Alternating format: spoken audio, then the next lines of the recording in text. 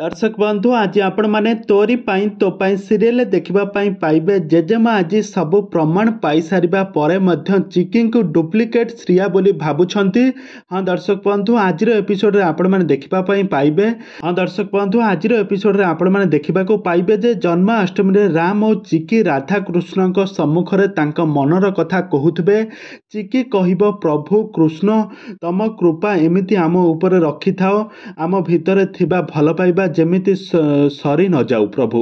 यापर राम मध्य कहिबे कृष्ण मो हाथ रे एमिति भल पाइबा आ मो जीवन हेउछंती चिकी, सबु किछि मो जीवन हेउछंती चिकी, तो सेथिपाई चिकी आ मते केबे भी अलगा करंतु नाही, तमे आम भल पाइबा को एमिति साइति की रखि थांतो प्रभु। भगवान कृष्ण को पाई राम और चिकी को भक्ति को एमिति देखि श्रिया एमिति कहिबो जे ए भल पाइबा भाग्य रे नाही कि तुमर एते दिनर स्वप्न को मु माटी रे मिसई देई पारिबी।